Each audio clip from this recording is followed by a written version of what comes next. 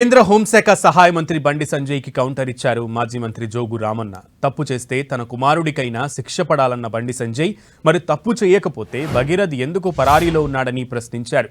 భగీరథ్ పరారీపై బండి సంజయ్ సమాధానం చెప్పాలని జోగు రామన్న డిమాండ్ చేశారు. మరోవైపు బండి భగీరథ్ వ్యవహారంలో కాంగ్రెస్ బీజేపీ ఫెవికాల్ బంధం బయటపడిందని విమర్శించారు. బడేబాయ్ చోటేబాయ్ బంధంతోనే బండి భగీరథ్ ఇప్పటివరకు అరెస్టు కాలేదని జోగు రామన్న ఆరోపించారు. బండి సంజయ్ గారిని అడుగుతుంది. ఈయన చాలా పీఠాధిపతులను పక్క పెట్టుకొని మాట్లాడినావు కదా, మరి ఇలా పోలీసు వాళ్ళే ఇప్పుడు స్టేట్మెంట్ ఇచ్చారు, బండి భగీరథ పరారిలో ఉన్నాడు అని చెప్పి. ఇలా హైదరాబాద్ సిటీలో పరారిలో ఉన్నాడని చెప్పి వాల్ పోస్టర్లు పట్టణం అంతా కూడా వెలిసినాయి. బండి సంజయ్ గారు, మరి ఎందుకు ఇలా నీ కొడుకు పరారిలో ఉన్నాడు?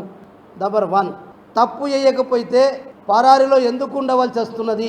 అత్యాచారాలకు, ఇటువంటి రేప్ కేసులకు, మహిళల పట్ల అది ఏ ప్రభుత్వమైనా, అది ఎంత పెద్ద మనిషి అయినా శిక్షకు అర్హుడైతే చట్టరీత్యా చర్యలు తీసుకోవాలా.